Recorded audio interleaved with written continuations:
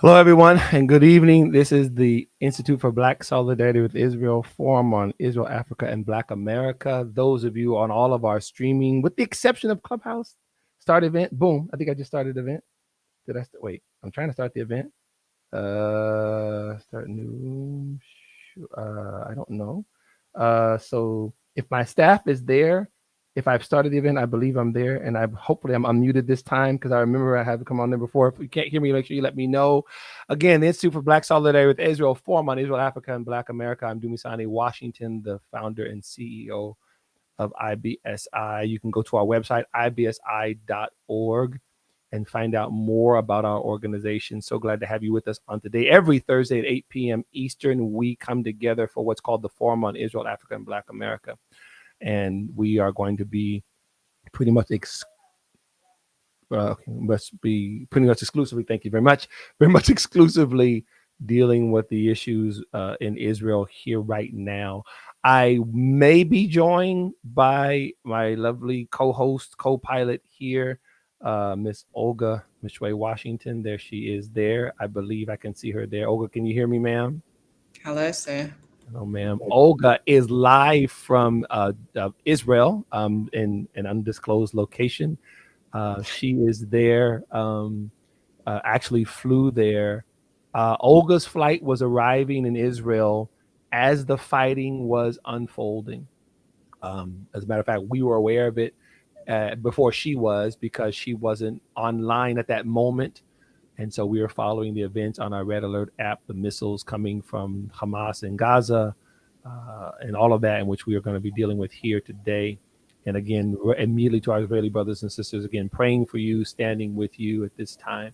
And so Olga was going there. Many of you may or may not know. She was the top recipient of the Visionary Award, Vin Zion Award, that was going to be conferred by Jewish National Fund. And shout out to the organization as well. They were hosting. They had they published the 50 most influential visionaries. Olga just happened to be number one. And was going to be among the other 50 there at a special ceremony in Israel. Of course, that was supposed to be on Sunday, I believe, or was it on today? On Monday night. On Yes, Monday on. night. It is Tuesday morning there now in Israel, of course, is Monday night here on the East Coast. And of course, it was canceled in the wake of and postponed in the wake of all that is happening there in Israel with Hamas's invasion, the mindless killing of what I believe now is some over 1,000 Israelis, and they're still getting information of lost. So we're gonna talk about again, as I said earlier today. I was on my IT, my personal account. Go to where my mic is going. Okay, so my mic seems to be having some issues.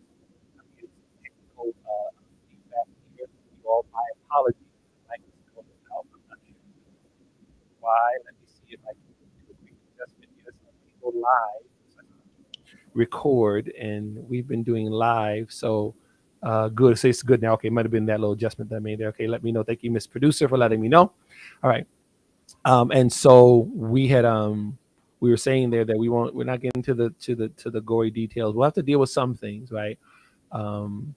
Mic is breaking up. Okay, so good. So am I good with the mic now? We good, everyone? I hope we're good. Yeah. All right.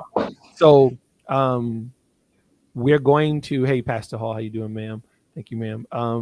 We're going to have to unpack this. I just left a class. Just happened to be of black leaders, black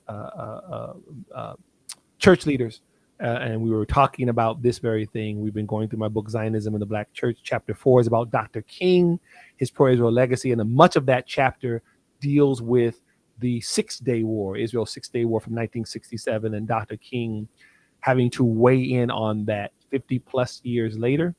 And here we are.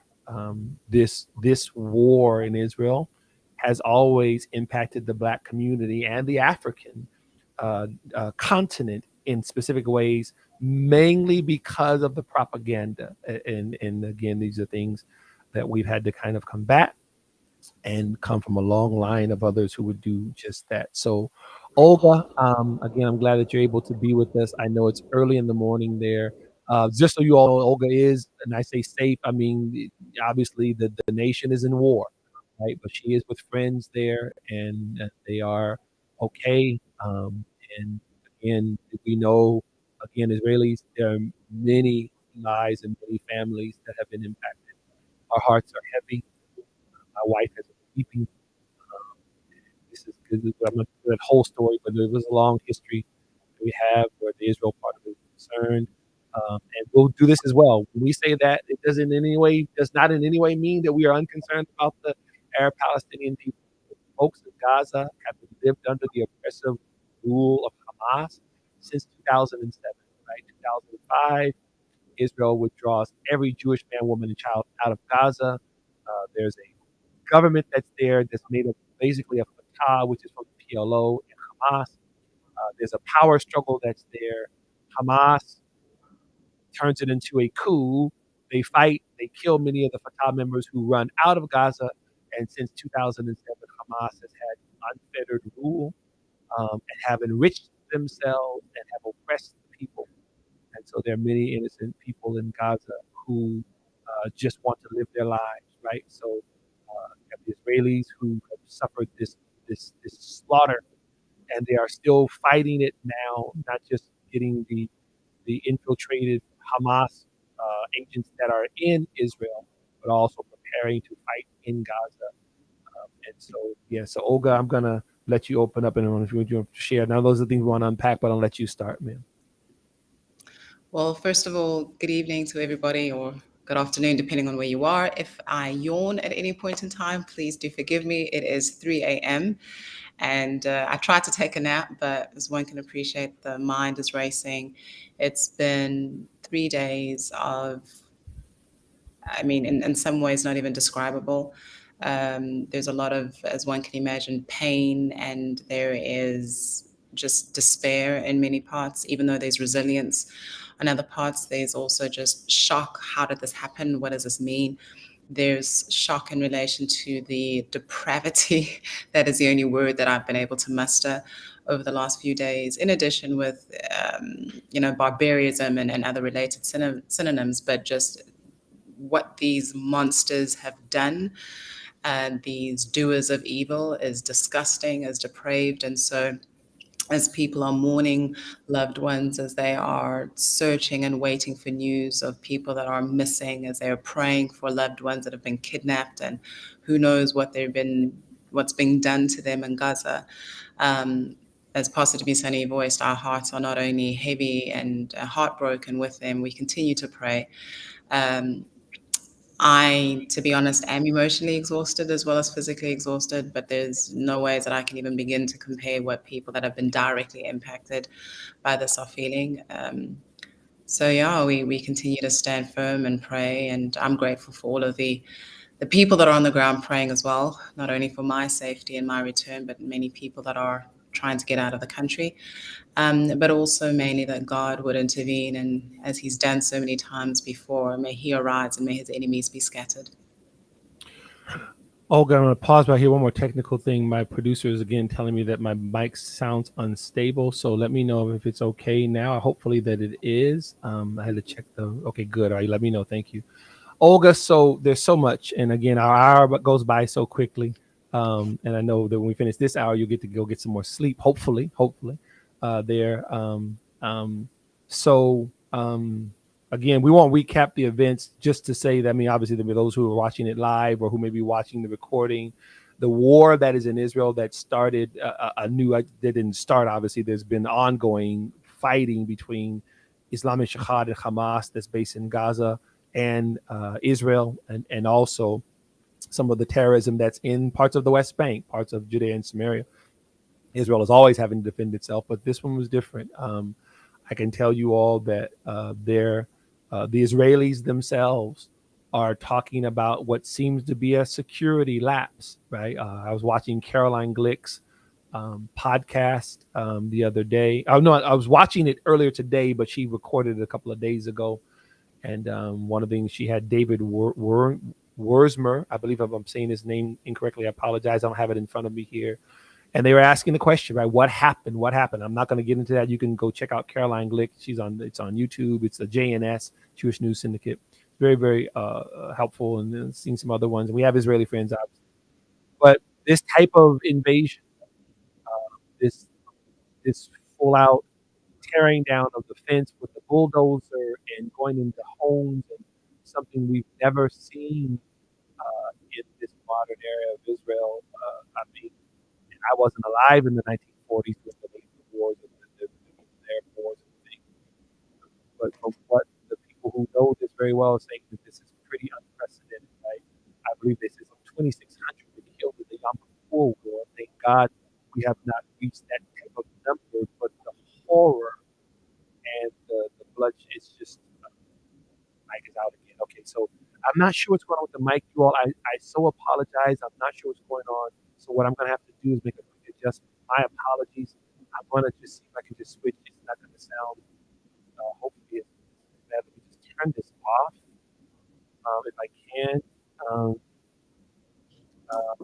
try to use it through the speaker. All right.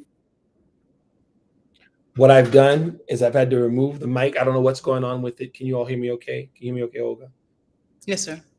Mic All is good. fading out. Someone just said, okay, good. All right. So I'll tip my mic. I'm not sure what's going on. That's the first thing. That's the new thing, right? I got everything else rolling with somehow the mic was messing up. The reason I mentioned about that part of the controversy about what happened, what was the security lapse, we're letting you know that we are aware of that, and we know that our Israeli friends are they're talking about it, they're discussing it and everything, and so we're not really dealing with that part of it at all. That's for the Israeli government and officials to discuss what happened, what needs to go on forward from here. However, and thank you everyone. Let's see, the sound is better. What we are dealing with is the other ramifications outside. Olga, I'll go here for now. We know that the African Union made a statement, and you had mentioned that. And unfortunately, it's going to be a statement that we're going to hear. Let me just say this to everyone here. Those of you who watched the whole Israeli Arab thing, the Israeli Palestinian conflict, and this whole, when I say thing, I mean the whole thing, the fighting, the propaganda, all stuff that goes along with it. There's a lot of goodwill being offered to the Jewish people, to the Israelis right now from lots of different sectors. But as those of you know this, when Israel responds, we're going to see what happens to all that goodwill, right? When Israel says, again, I was just telling the group of Black leaders just now, Black folks and Jews, we got this thing, right? You know, all the poor Dumi Zion Black man, let me hashtag Black Lives Matter. But when he takes agency, and then he actually begins to stand up and fight, and he begins to, oh, now we're doing, got to calm down. Now we want peace, and we want to talk about, what's that, ceasefires and all the kinds of, okay, so now that I'm all bloodied and beat and left to the side of the ground, now I want to talk about ceasefire. No, that's not how that works, right? Israel has the right, as Dr. King said, to defend itself. Its territorial integrity has completely been breached, and so now Israel's going to handle Israel's business, right? And then we're going to see who really is for peace and for justice, right? Who's really about that life anyway. So that's a whole other thing. Olga, I want you to touch on it. When you saw the African Union statement, what were your thoughts, man? So the African Union released its statement yesterday, and it was released under the name of the chairman. His name is Musa Faki Mohammed. And for those of you who have been following the African Union's attitude towards Israel, we know that last year Israel was extended an invitation to come back to being an observer on the African Union, in fact, by the very same chairman. But unfortunately, he agreed, and maybe it was under duress and maybe it was under pressure. We don't know at this point. But under his name, a statement, very short, the statement was released, and several things that were wrong with it and several things that just really upset me. The first of all was the equivocacy that was made in relation to that this is a war or this is violence between Israel and Palestine and the hostilities. It's like, no, there was an invasion, a bloody invasion by terrorists on the ground, in the air, as well as boats, who went after innocent civilians, slaughtering entire families, hunting down grandmothers, taking them, kidnapping them, hunting down women and girls and raping them. I mean, so many other things, including babies. Like, this is not just hostilities between Israel and Palestine. And then they go on to say that even though they're very concerned for casualties on both sides, this violence that's now happening is as a result of the denial of Palestinian statehood. And it's like, no, this isn't a denial of Palestinian statehood, because the way that they phrase it is that it's Israel that's been denying Palestinian statehood. If people are honest with themselves and just do a little bit of history, just do a little bit of research, they will find that the denial of Palestinian statehood has been by Palestinian leadership all the way back from 1947, even prior to the founding of the rebirth of the State of Israel. Arab leaders, time and time again, have said, no, we're not interested. No, we're not interested. No, we're not interested. And Hamas, which is the very ruling authority in Gaza, has made it explicitly clear from their founding, and we can find it in their documents, that they aren't interested in a state side by side with Israel. They're not interested. What they want to do is not only wipe out Israel, they want to wipe out every Jew on this earth. So seeing that statement, and also because they being the African Union, are a representative of a people, of a continent that experiences so much bloodshed, so much pain, so much terrorism, kidnapping of girls, kidnapping of children, the mutilation of women and children. We understand that pain. And despite that, they can't even take off their glasses of hate and recognize the atrocities that are on the ground. And maybe, yes, wait a week then to become political. But for now, if you want to talk about human rights, if you actually want to talk about human beings that are suffering, that are in pain, that is our response.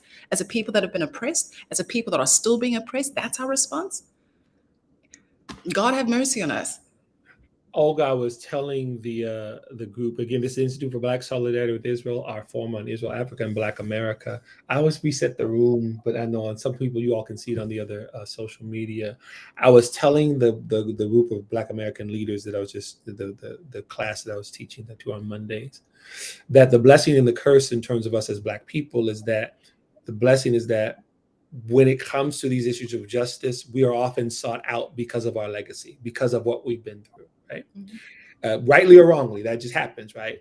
The not so great thing is at times is that because if we haven't done our homework, if we're not really prepared to speak, there are people who are willing to manipulate whatever the narrative is, right? And then bring us that, and there's lots of money involved, all of those things, right? And then the integrity, right? Olga, to do, as Dr. King said, Dr. King spoke for the defense of Israel and about how the Arabs were treated. He just didn't blame Israel. He was saying, okay, the Arabs, there's a lot of poverty there. There's a lot of lack of access there and everything. So when you say something like, we as Africans, we as people of African descent, we know all of it. We know the degradation of the dehumanization of our women, of our people, the slavery, mutilation, and not just in the past. People right now, the slave trade in different parts of Africa, right? There's millions of them in places like Libya, Mauritania, Qatar, and Saudi Arabia, right? This is actually happening now. And we are aware that the international community couldn't care less. Once again, there's where the Israel part comes in. What does the United Nations do? Israel, Israel, Israel, Israel, Israel. Like, can we get a little bit of love for Libya? How about the slaves that are in Libya? How about some love for them? No. How about the genocide in Nigeria? No, we're going to talk about that. So again, African blood is, like our Jewish friends say, Jewish blood is cheap. African blood, cheap, right? So when we have something like what you're saying, Olga, when we have to speak with some sort of moral authority, we better know what we're saying. We better have actually investigated it and be able to speak to it and not just equivocate. Yes, ma'am. Pastor Dumisani, I'm not convinced that our leaders don't know. Maybe some of them, a small percentage of them, but you're going to tell me that the leadership of the African Union doesn't know? Especially countries that, when it comes to let's do good for us in terms of the economy, they have got trade relationships. They're very happy for Israel to come and to engage with them and to work with them and showcase how their countries can become prosperous.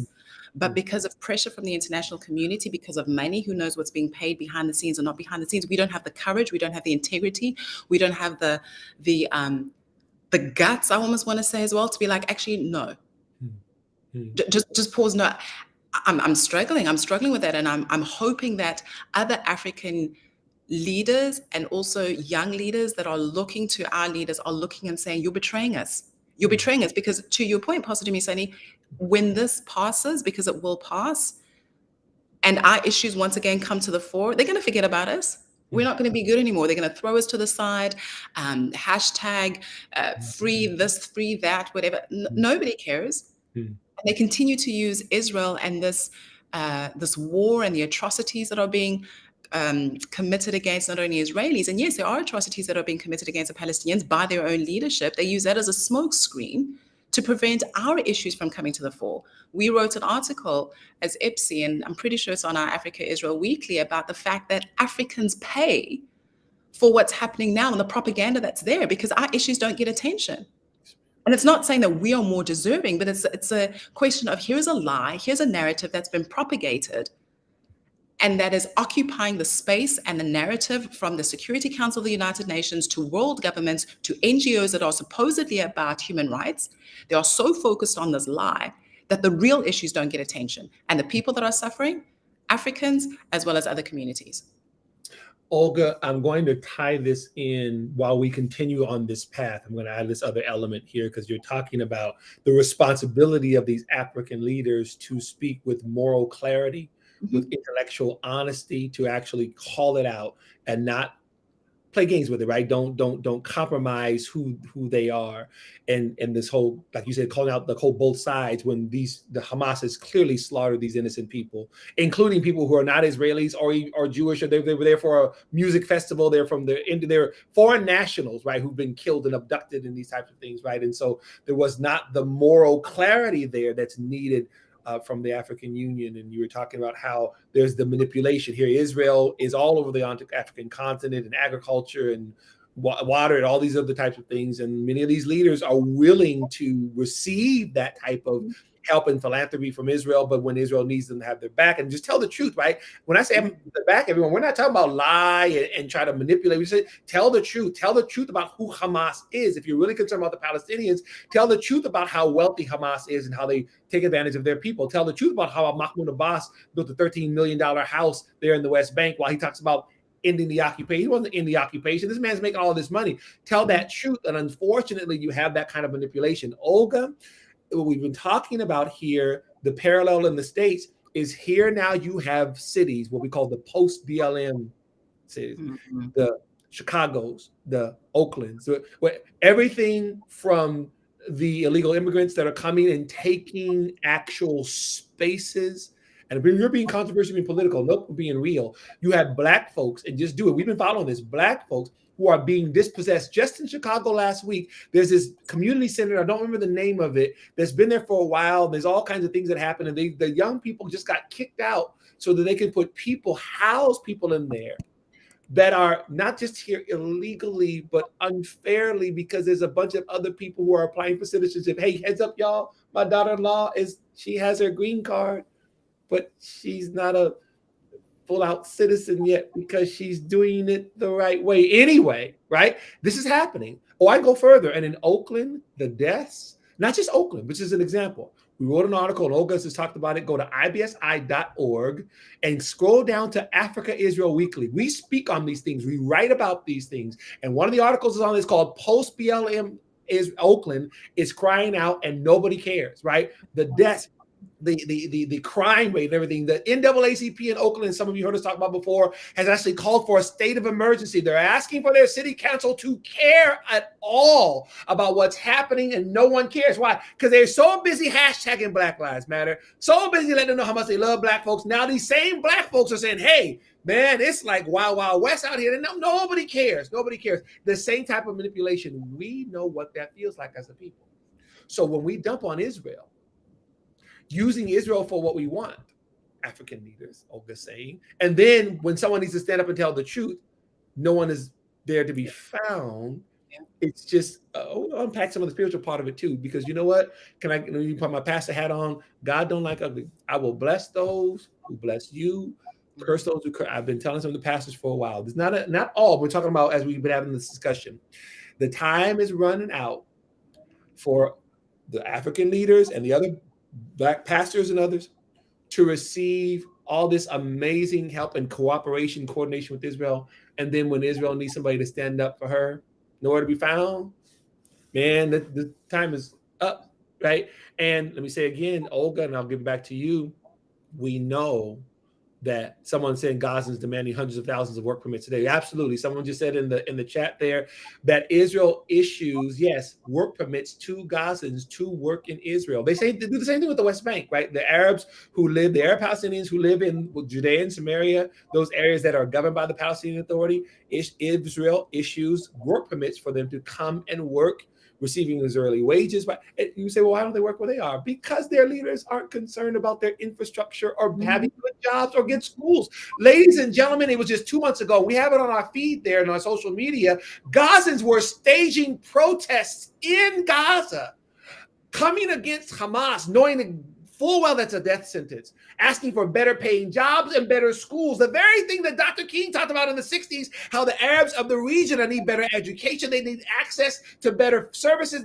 He actually said it in 1968, right? And it's still going on now, right? So we're saying that these leaders have to be able to speak to the whole situation. So Olga, it sounds like what you're describing here is, once again, receive help from Israel, but then not really having Israel's back. Absolutely. And I would even take it further to say that they don't, for the most part, care about the Palestinian people either, because they should be calling out the Hamas leadership for how it's treating its own people, knowing full well that it's putting its people in harm's way.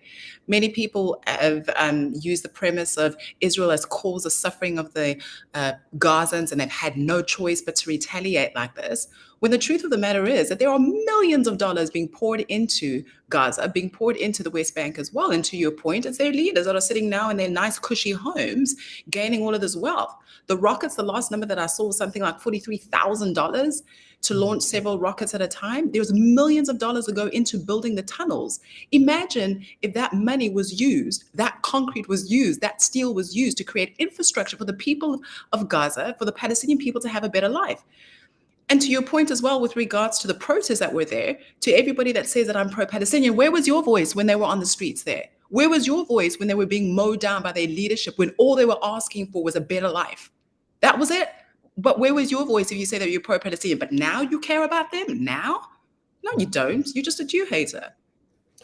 Pastor Hall, I see your thing about pastors. I'm going to see if I can come back to that, because Pastor Hall just said something in the chat there about the pastors speaking to it. Again, I want to say again, often they'll look to Black pastors and African pastors, again, rightly or wrongly, because of the legacy that we represent. That's part of the thing I talk about in my book also, Zionism in the Black Church, and you can get that on IBSI.org as well. Just click on store.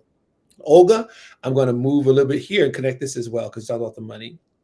So let me, as an American, talk about our administration.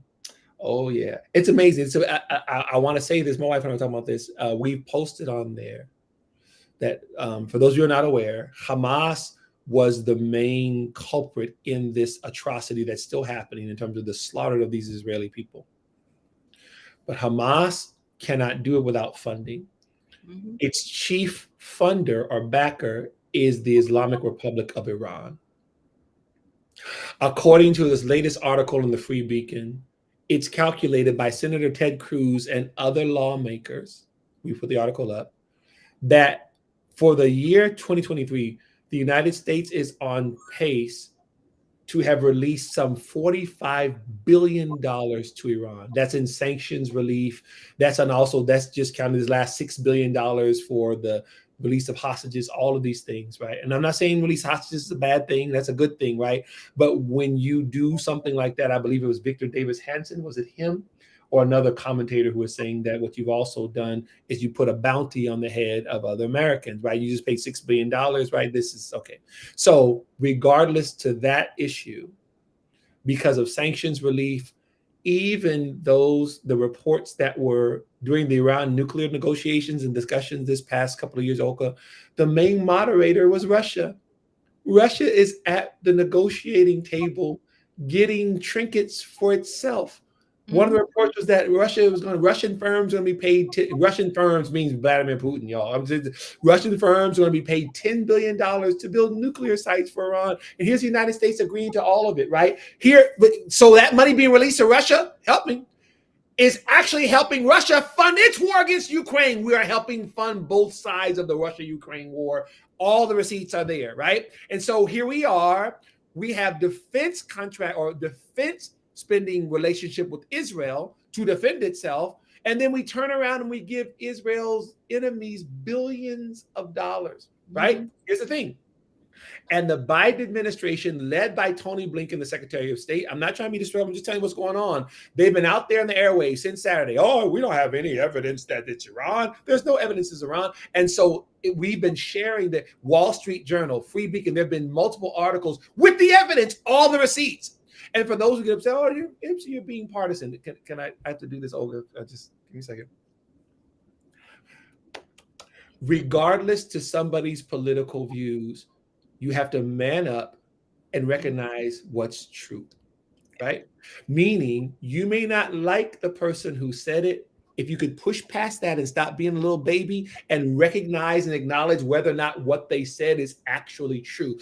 I was saying that one of the reasons, Olga, and we're just talking about this in a biblical principle, in the scriptures, the Bible and its narratives gives us the good, bad, and ugly of other people. Right. Even the heroes of faith in the book of Hebrews will name people who had flaws. Right. David had flaws. Samuel, he had some flaws. He was a good leader, but he had some not so much homeland. You have different things. They had, like all of us, we all have flaws. Right. I love about the Bible. It talks about everybody. It talks about the good, the bad, the ugly. Right. Why? So that I can learn. Right. So if the Biden administration has been releasing billions of dollars to Iran, that is the chief funder of Hamas, and Hamas, with its drones and its improved tech, goes into Israel. Because we're not dealing with the security stuff. Israel will deal with that part. I'm dealing with this right here. Where do they get all that hardware from? And here's the other thing that would crack me up. Olga, I'll get back to you. You have the Biden administration. There's no proof that it was Iran. And then the leader of Hamas, they had a rally the other day. We like to think about, we shout out to Iran. Go ahead, Olga. I'm sorry. No. I was just thinking that. So they're busy going, Iran, thank you so much. And Iran's going, you're welcome. Right. And America's going to both of them, no. We, there's no proof. Like, you guys are lying. Why would they lie about that? Another question that I have is, why would you give money? So let's say, for example, let's close our eyes, let's close our ears, let's deny the truth, which is that Hamas wasn't funded by Iran, which we know it was. Why would America give money to a country that spits in his face and says death to America? And doesn't say death to America in closed doors, behind closed rooms, in secret, on the streets. So it's like, thank you for your money, death to you, we're coming for you, but thank you for your money. Bizarre.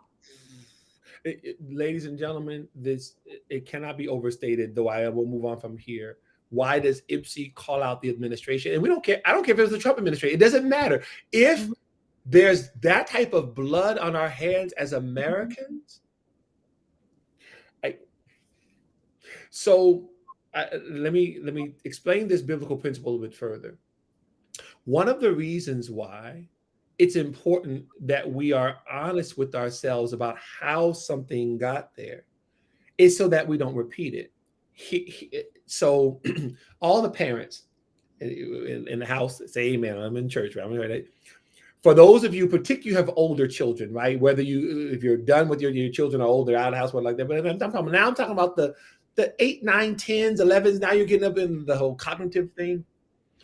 Those of you who have had to do the discipline at all and teaching them different parameters and stuff like that, you recognize that if your child is unwilling to admit what he or she did, not only are they being dishonest, that means they're going to do it again. A surefire sign that they're going to do what you don't want them to do again is that they're not real about what they just did. Why am I making that point? For our administration to say, we didn't give him money to Iran. Know what you're talking about? That, you know what that means? That they're still doing it. That means, and I'm not trying to be scary, but let me be real, that what just happened is only the beginning. Don't let me start talking about Afghanistan. There's no evidence that there were weapons from Afghanistan, and now reports are coming in that some of the weapons came from Afghanistan. Why are they lying?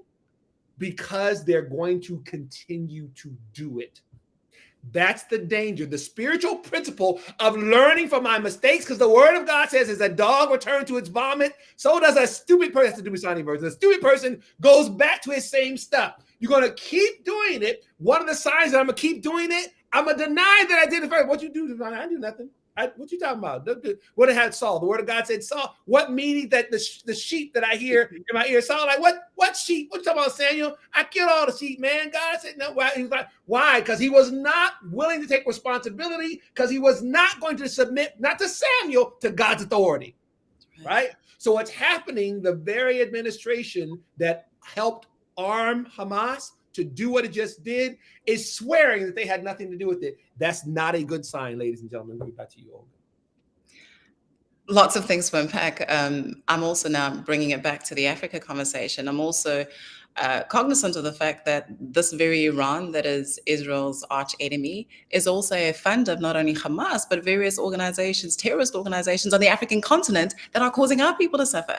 So America, thank you very much. Not only are you funding the war there and the terrorism there, you're also funding much of the terrorism that's happening on the African continent.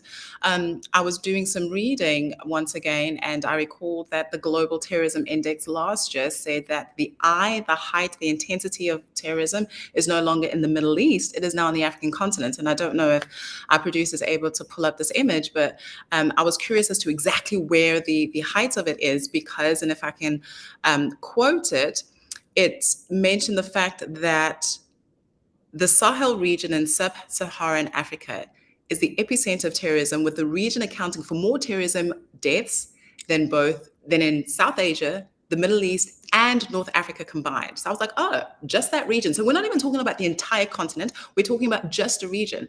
And if you look at that region, it's in red. So the Sahel region is that region in red. And then those countries that that red stripe touches are countries where, in terms of the epicenter of terrorism, and terrorism happens also on the east of Africa and other parts of Central Africa, that is where the concentration is happening.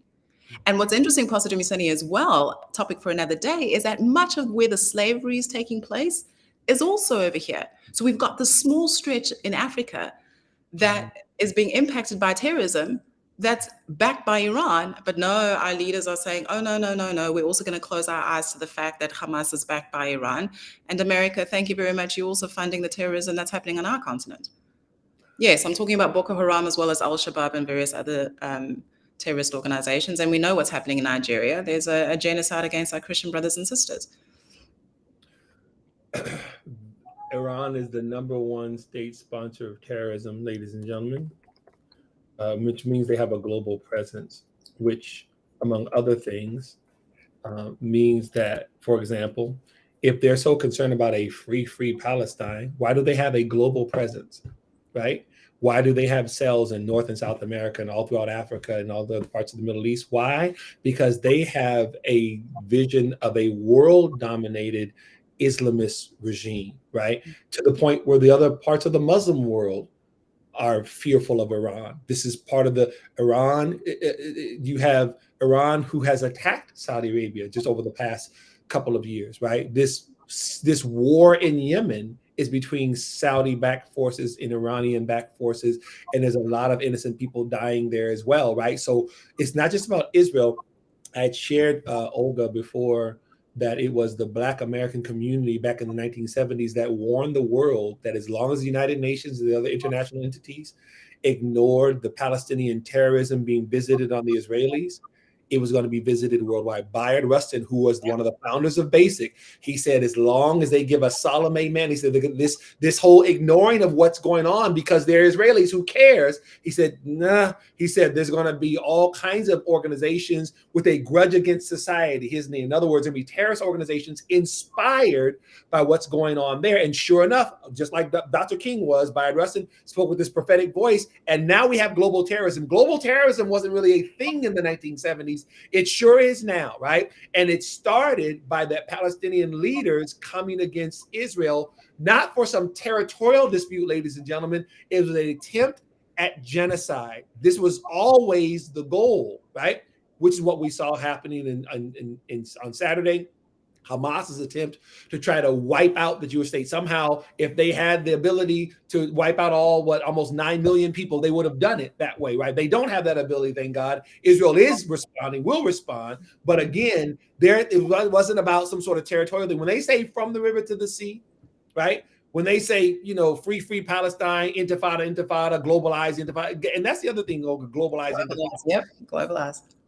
if this is about Israel, why they got to globalize the Intifada? They're saying it on our college campuses and everything. They're telling, like you said, Olga, when Iran says death to America, again, I think it was one of our Israeli IDF major, Elliot Charloff, he said, you know what? He said, I like those types of enemies, right?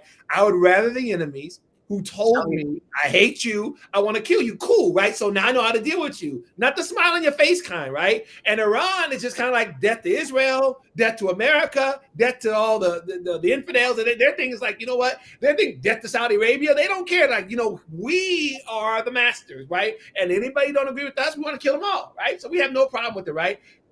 You would be a fool to not take them seriously, right?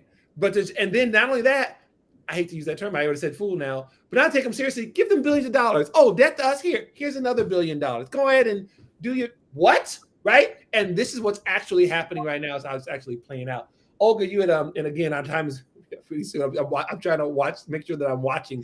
I saw a couple of comments that are here, and I need to do this as much as I possibly can. Someone said, Netanyahu is live now. Don't want to rival the Israeli prime minister, but we were on first beat, and I'm just joking. It's a joke. It's a joke. I'm just joking, y'all. I'm trying to make it like. Oh, I said look at bottom online. I'm sorry. There's a bottom. Okay. These.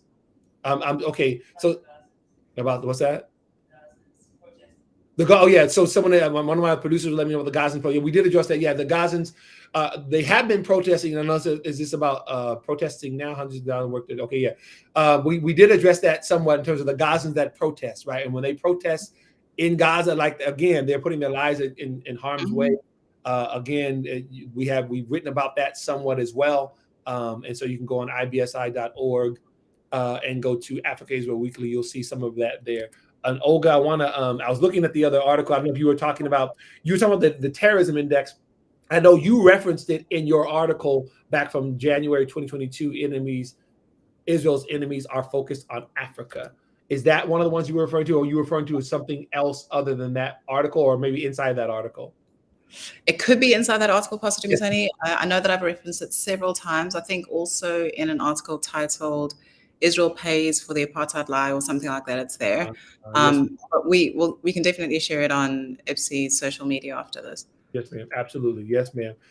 We definitely will. We definitely will. And then Olga, I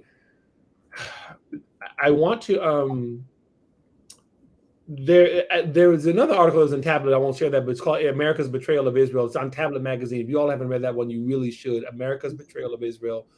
Very, very powerful article. I'll end with the not there yet, Olga. I'll end with the warfare part of it. But did you have another one? Make sure I wasn't missing yours. Am I good? Yeah, you're good. I just wanted to highlight the fact that there are Palestinian voices that have been speaking up and that are speaking up, and we would encourage IBSI followers and people that are really interested to hear the truth and find out what's going on. And the likes of Khaled Abu Twame, the likes of Basim Eid. There's also an interesting social media influencer who's going through what I'm calling a internal stretching. He has up until this point identified himself as first being Palestinian and then been Israeli, even though he was born in Israel. And now as a Palestinian, he's looking at this and saying, but this is not who my people are. This is not who I am. And I'm actually distancing myself from this. And so not only to highlight the fact that there are Palestinians who are wanting a better life, who are speaking the truth, and we need to listen to their voices, but also calling on people who know of Palestinians, whether it's people of Palestinian ancestry living across the world or those who may have contact directly with people living in Gaza or living in the West Bank, to encourage them to speak up. But it's also a very difficult thing to do because they're putting their lives at stake, right? But in ways that they can, and then the responsibility needs to be on us to support them and to encourage them and ensure that their voices are the ones that are amplified. And so just really, even with our prayers, that we need to keep those Palestinian people in prayer as well. Olga, this is was as I was sharing with the class, and I'll share with the pastors in the past too, which is what Dr. King did. Dr. King, the leader of the civil rights movement, he spoke for the civil rights community, and he spoke again about both sides, right? Not equivocating, but saying Israel deserves the right to defend itself and have territorial integrity. And he said, and then again, once the Arabs are being oppressed in terms of the socioeconomic standing and access, those types of things. And we're saying that has to serve as our model we have to make sure that what we are doing is speaking clearly, um, and that we are speaking forthrightly and not mincing our words, but being even though we say, oh, because we say it might be controversial, right? There have been times when we've said, for example, last year, I believe Joshua wrote the article about everyone stopping weaponizing apartheid, right? And we talk on both sides, the pro-Israel side, the pro-Palestinian side, right? Stop playing political football with the word apartheid, right? Apartheid is supposed to be, you can't, how are you going to be pro-Israel and then berate Palestinians and anti-Israel people for using apartheid out of context, right? Claiming that you're concerned about what it means to South Africans, and then you turn around and use it. Okay, well, Palestinian apartheid. How about everybody stop playing that game, right? Mm-hmm. So that's what we've actually done. That we ruffled some feathers. We weren't trying to. We talked about the whole thing about the progressive game that gets played on the college campuses, right? Call out on the left, call out on the right, right? Both, right? So if you're going to talk about fighting against anti-Semitism, but then deal with kid gloves as our progressive college campuses are ripe with all kinds of Nazi propaganda, right? But you're going to act like that's not a thing, right? But you're going to just turn and pivot and actually focus on other things and ignore what's happening on campuses, or at least not really deal with it. We ruffle feathers there as well, right? We talked about, okay, you're dealing with Student for Justice in Palestine. I get all that, right? But what about the faculty, the administration, the donors, right? Well, how about the people who are actually, folks they talk about how CUNY, was that City University of New York, right? Mm-hmm. They hired Mark Lamont Hill. People go, oh, Mark Lamont Hill. And I sparred with Mark Lamont Hill. I've called Mark Lamont Hill out. Our organization has, right? But I was like, going, you know what? He didn't hire himself, right? Who are the people paying this out? CUNY was already just a hotbed of anti-Semitism, right? So yeah, deal with what he has said, right? But are we going to be real about how he got there? He didn't just walk onto the campus, right? So let's talk about, oh no, then now all of a sudden our conversation ends, right? So no, talk about the whole thing, right? Talk about where that money's coming from, the administration, the curriculum. Talk about how Qatar funds a lot of the Arab studies that's going on. All these, we have the receipts for all of this, right? But no, we're going to host the leader of Qatar at the White House, kicking it's all good, right? But when we talk about we're fighting anti-Semitism, no, you're not. You're not actually fighting where it's coming from. And then you want to play like what's apartheid, right? There was something that had happened, Olga, that was, and I'll probably deal with it on next week and everything, but there was another situation. Oh, that's what it was. While we're here on this topic, let me do this real quickly, because I'll pick this up next week because I'm going to write an article about this as well. There's a Black teacher that in the Hayward School District out there in California. We posted about this as well, who is either on leave or got fired because of his anti-Israel, anti-Semitic. He referenced the Hebrew to Negroes film, and he's also been the Jews, this Jews, that, all inappropriate, and they had to deal with him, and rightly so, right? But Hayward adopted the liberated critical ethnic studies that says some of the same things this guy says, right? How Zionism is racism, and then the Jews are committing all sorts of kind of stuff against the Palestinians. Okay, so wait a minute. So the Black dude gets fired or whatever, right? But the curriculum that came in that's actually being used in the school, that's what we're talking about, right? So people get upset at that. We don't care. Get upset all you want. We'll tell the truth, right? So how about you deal with that teacher and with the curriculum, right? So that was signed into law by the governor, right? So how somehow one of them is cool, you're not really fighting anti-Semitism, right? You're actually virtue signaling, and you're making it more dangerous for everybody because you're telling everybody you're cool with this kind of anti-Semitism as long as it's progressive, right? But this kind over here that's right wing, if you don't call it both out, it makes everyone less safe, and that's part of what I was going to say as well. Olga, there was I want to, boy, I'm watching my time. I'm more cognizant of time now than I generally am. Someone said, okay, comment. I see my producers are trying to get my attention again, and I guess please. Okay, yes, sir. So I want to see. I'm missing something here, and Olga says, okay. So what is it, Olga? So I'm missing something. I missed another part of it. They're telling me. Go ahead, yes, ma'am. Yeah, so there's a comment by Mr. Jeremy Ben Israel, I believe that's his surname, and he's saying, I've never heard of your organization. Thank you for your support. The Jewish state needs all the help that she can get. So thank you, Jeremy.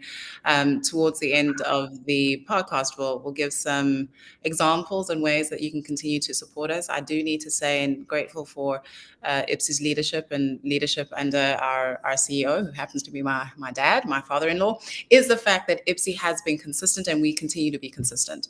I am grateful to be associated with an organization that has been talking about this, not only for days, not only for weeks, but for years. And we're going to continue to talk about this until it stops.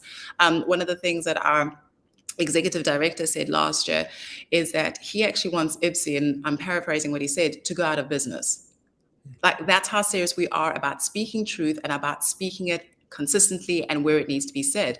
With respect, organizations that don't have that as part of their focus aren't in the business of actually addressing the thing. They're not in the business of actually dealing with anti-Semitism. To your point, Pastor Dumisani, there's a good way of addressing anti-Semitism. It's like the nice, fluffy way. Let's shout out the Mark Milland Hills, and yes, they must be, but right? Let's actually go to the root and deal with the root. Let's not fire somebody and then leave curriculum, ethnic studies, and not be taking care of the institutions, including with respect the administrations, whoever they may be. If they're funding anti-Semitism, if they're funding Jew hatred, let's call them out. And so if an organization is not in the business of getting itself out of business, I would take such organizations less seriously.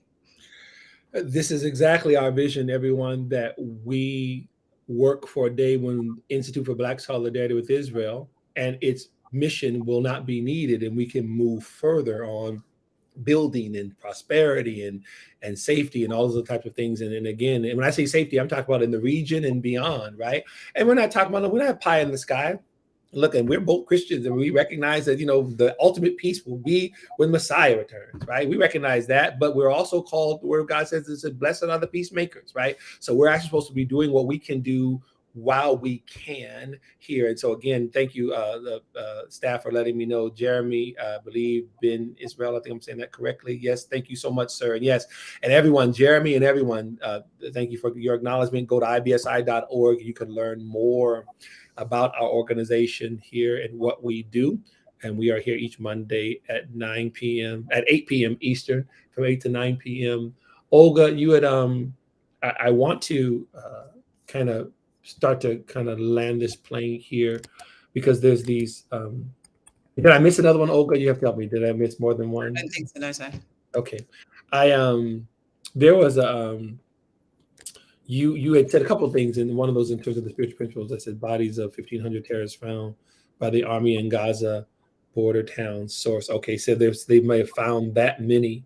They said they've confirmed that bodies of 1,500 terrorists found by the army in Gaza border towns. Source I-24 News. So they are reporting that they found that many bodies. I don't know how all the details. I'm assuming that they were in conflict, if they were killed by IDF soldiers, if that's what the case is. But we are getting that right here. And Jeremy also was the one who let me know that Bibi Netanyahu is live right now. So that might be what must be reported on, because it's very early in the morning in Israel for the prime minister to be live now. Obviously, it's something that's a very key and crucial update. So and some of you may be toggling back and forth. We'll inform ourselves with that a little bit later on this evening here in the morning for Olga. We were saying that, and I want to do this part of the spiritual. I made this as a post on social media earlier, maybe a couple of days ago. It was saying that Hamas is the modern day equivalent of there it is, of Amalek. This was a tweet that I did maybe a day or two ago. Hamas, the latest barbarism against Israelis, is the modern day version of Arab violence against Jews in the land, like the 1929 Hebron massacre of over 100 men, women, and children, nearly 20 years before Israel's independence. I go on to say here that whether it's Hamas, Hezbollah, ISIS, or the ancient civilizations of the Amalekites, the Philistines, or the Romans, this has never been about territory, right? This is the spiritual part of it. Again, IBSI is not a religious organization, but we do have a biblical worldview. We'll kind of peer through from that lens, and even if we're dealing with geopolitical things.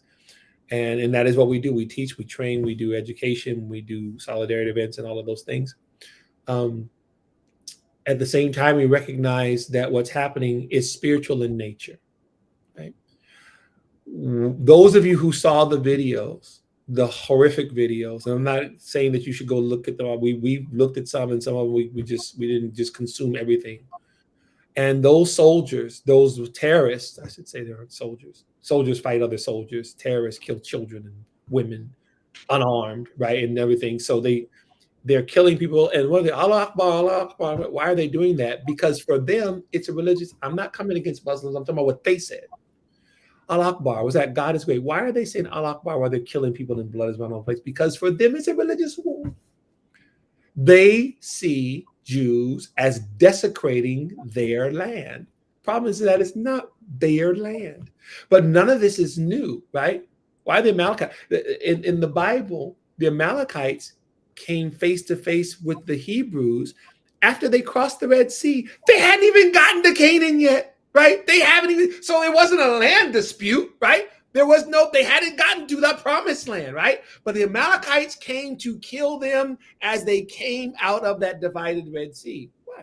Because they hated it. The Amalekites represented hatred for Israel.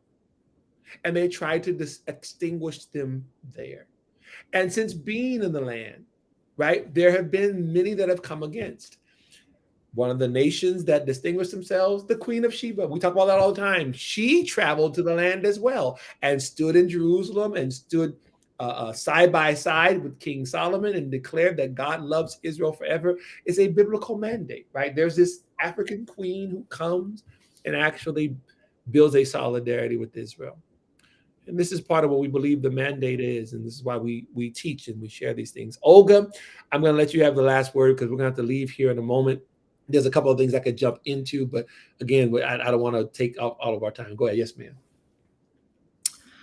I would encourage people to write down what they're seeing, write down what they're hearing, because as you alluded to right at the beginning of the show, is when Israel responds, and she's going to respond, and she needs to respond emphatically and strongly and do everything that she needs to do in order to protect her people, the narrative is going to flip, and there's going to be lots of propaganda coming in, and people need to go back to their notes, because we can't forget this, and be reminding those that are going to be social justice keyboard warriors and those that are going to be pontifying themselves with regards to, oh, we care about human rights and blah, blah, blah, blah, blah, blah, blah, blah, and call out their inconsistencies, call out their hypocrisy, but be faithful to write down what you can, remember what you can.